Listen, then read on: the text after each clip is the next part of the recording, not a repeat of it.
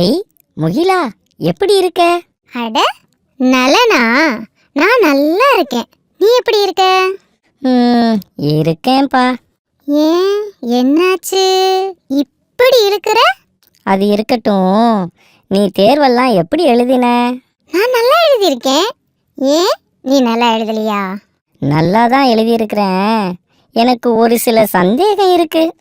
என்ன சந்தேகம்னு சொல்லு, என்னால உனக்கு உதவ முடியுமான்னு பார்க்குறேன். அப்படியா சொல்ற? எனக்கு விடையெல்லாம் தெரியும், ஆனா கேள்வியை தான் மாத்தி மாத்தி கேட்கறதால புரிய மாட்டேங்குது. ஓ, உன்னோட பிரச்சனை கேள்வியை புரிஞ்சுக்கிறது தானா? ஆமாப்பா. அது ரொம்ப எளிமையானது தான். நானே உனக்கு விளக்கமா சொல்றேன். நம்ம வகுப்புலேயே மதிப்பீட்டு சொற்களஞ்சியம் மாட்டி வச்சிருக்காங்கல்ல, அது தெரிஞ்சா போதும். சரி சரி, அதை எனக்கும் கொஞ்சம் சொல்லேன். இங்க பாரு, நிரப்புக என்ற சொல் வந்தா இது போல கோடிட்ட இடத்துல விடையை எழுதணும். சரி, எனக்கு சிலது மட்டும்தான் புரியல. எனக்கு சிலது தெரியும், அதை நான் சொல்றேன். சரியானு பாரேன். ஓ, தாராளமா சொல்லு. தேர்ந்தெடுக்கன்னா கொடுக்கப்பட்ட பல விடைகள்ல பொருந்தும் அல்லது சரியான விடையை தேர்ந்தெடுக்கணும். பக்கத்துல வட்டங்கள் கொடுத்திருந்தா நாம் தேர்ந்தெடுத்த சரியான விடைக்குரிய எழுத்திட்ட வட்டத்தில் நிழலிடணும். ஆமா, இங்க பாரேன். சரியான விடையை தேர்ந்தெடுக்கன்னா இது போலவும், பொருந்தாத விடையை தேர்ந்தெடுக்கன்னா இது போலவும் செய்யணும். தெரிவு செய்கன்னு வருதே, அதுவும் இத போலதானா?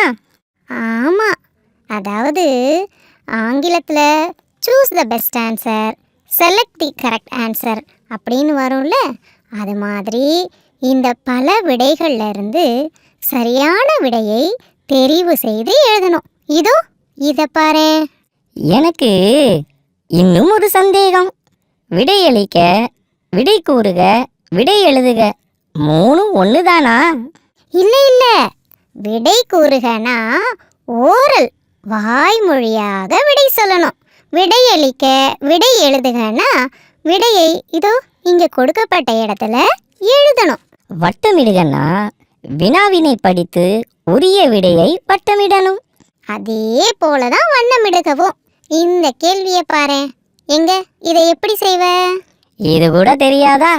இந்த கேள்விக்கு இதுதான் விடை, அதனால இதற்குரிய இந்த வட்டத்துல வண்ணமிடணும். அப்ப அடிக்கோடிடுகன்னு வந்தா என்ன செய்வ? விடையை கண்டுபிடிச்சு அதன் அடியில் கோடு போடணும். பொறுத்துகனா? இந்த கேள்வியை பாரேன். இந்த சொல்லுக்கு இந்த பக்கம் உள்ளதில் இதுதான் விடை. அப்ப கோடு போட்டு பொருத்தலாம், இல்லைன்னா உரிய எழுத்தை இவ்வாறு எழுதலாம். வகைப்படுத்தி எழுதுகன்னு ஒன்று இருக்கே, அதை மட்டும் நீயே சொல்ல, அதுல எனக்கு சந்தேகம் இருக்கு. ஆங்கிலத்தில் கிளாசிஃபைன்னு சொல்வோம்ல, அதாவது நிறைய சொற்கள்ல இருந்து ஒரே வகையான சொற்களை தேர்ந்தெடுத்து உரிய தலைப்பின் கீழே எழுதுவது. இதை பாரு, இது என்ன சொல்? பெயர் சொல். அதை எங்க எழுதணும்? இதோ இங்க. இதே மாதிரி ஒவ்வொரு எழுத்து, சொல், தொடர்களை கூட படிச்சு பார்த்து அந்தந்த தலைப்பு கீழே வகைப்படுத்தி எழுதணும். அதுதான் வகைப்படுத்தி எழுதுதல். இப்ப நல்லா புரிந்தது.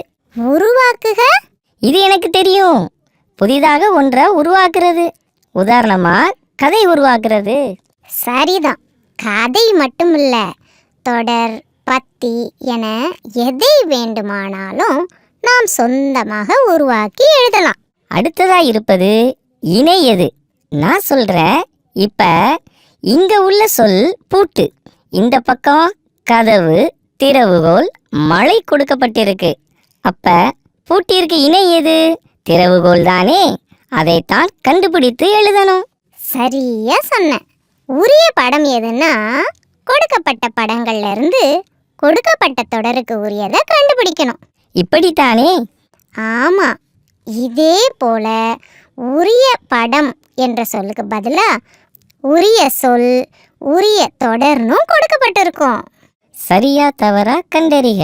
இது தொடரை படித்துவிட்டு அது சரின்னா இது போலவும், தவறுனா இது போலவும் குறியிடணும். தொடர் அமைக்க அப்படின்னு வந்தா சென்டென்ஸ் மேக்கிங், அதாவது கொடுத்த சொல்ல வச்சு ஒரு தொடர் உருவாக்கி எழுதணும். இங்க கொடுக்கப்பட்ட சொல் தொகுப்புல ஒன்று மட்டும் வேற இருக்குல்ல? ஆமா, அதுதான் ஆட் ஒன் அவுட், அதாவது வேறுபட்டதை கண்டுபிடிக்கிறது.